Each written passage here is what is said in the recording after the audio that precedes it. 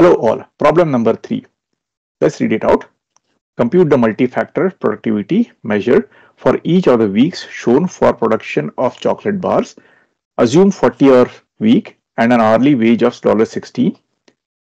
Overhead is 1.5 times weekly labor cost. Material cost is $9 per pound. And here is the information given in a tabular format. So if I quickly glance through the top columns, headers, it's week, output in terms of units produced, workers is the input 1 and materials is the input number 2, and there are 4 weeks of information given, week 1 to 4, and output units are 32,000, 37,000, 28,000, 38,000. And with respect to the workers, it's for week 1 the crew size is 5, 6, 6, 7, and for the materials it's 470 pounds, 520 pounds, 480 pounds and 580 pounds. Yeah. So again, as I discussed, let's open up an Excel sheet, and for your convenience, I have already copy pasted the same information. So let's start solving it. Oops, sorry. Let's start solving it. And on purpose, I will keep this half. Oh, sorry, not this one, but this one. I'll keep it half and half so that we can refer the necessary information. So like I always, as a part of good practice, standard practice, I always try to name it out, the output and input separately. So in this case, this is our output. So I'll just say this is Y, and there are 2 inputs given over here. So for me, this is X1 and this is my X2.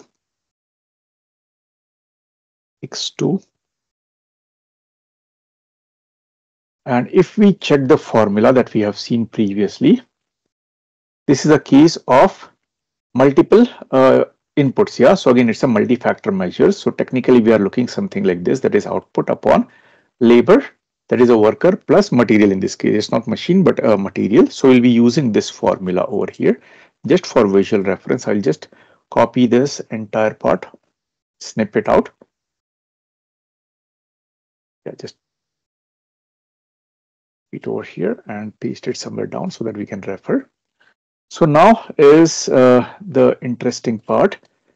Let's read it out. Yeah, so first one, it says multi-factor productivity production chocolate bars, assume 40 hours. So this is a good information given and an hourly rate given, right? So this is for the workers. Yeah, so the very first is I'll be calculating the cost spent on workers or the employees. Yeah, so again, I will name this as worker cost.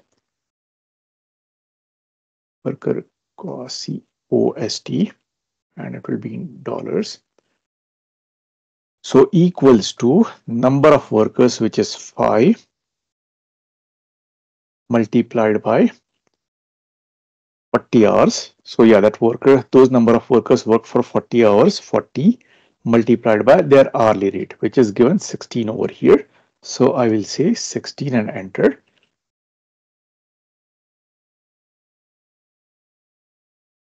Awesome.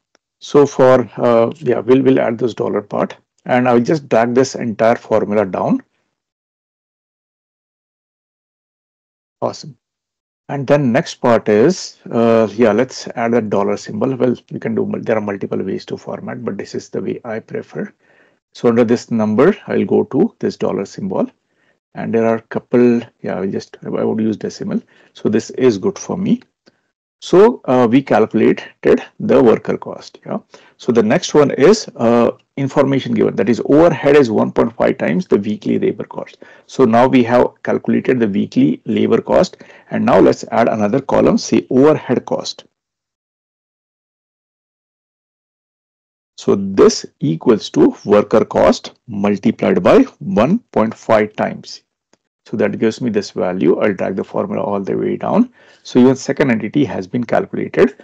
Next one is the material cost per pound. And we already know how much pounds of material has been consumed given over here. So I will add another column, say material cost. And say equals to total material in pounds multiplied by cost per pound, which is 9 given over here. So technically this is my per week material cost, and I will drag the formula down. So I got all these. Then we already have our output. We already have our itemized input. Yeah, so this is multi-input thing. So the first input is worker cost, second input is overhead cost, third input is material cost.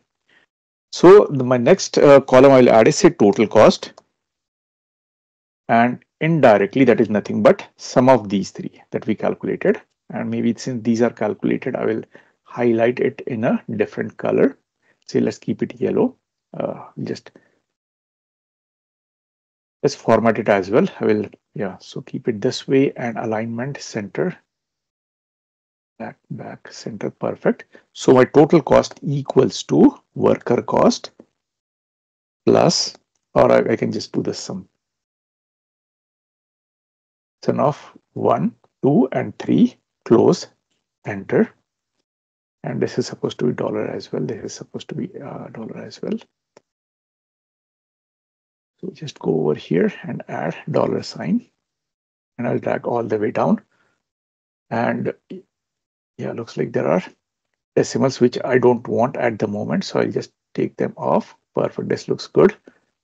Total cost is over here. Then finally, the question says compute the multi-factor productivity. Yeah, so MFP, let's call it as multi-factor productivity. MFP equals to my total output, which is Y, divided by total cost, which is this.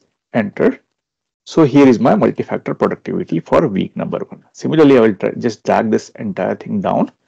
So this gives me itemized multi-factor productivity for each week. And again, this is a ratio, so this isn't a dollar. So I will just take it off.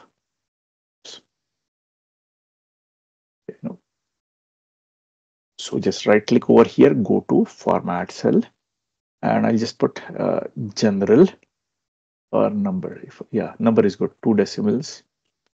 Awesome. So this is my multi-factor productivity, and say this is my answer. Maybe I'll make it bolder and also yellow, or maybe highlighted in a green, different color. Yeah. So technically this problem is solved. Now let's go back and revisit our slide and see. So it says compute the multi-factor productivity. Perfect. Yeah. So this is done. So by this, what we learned here is the multi-factor productivity for week number 1 is 2.62. For week number 2 is 2.59. For week number 3 is 2.01. And week number 4 is 2.31. So just glancing through, looks like the week number 1 had highest and week number 3 had least.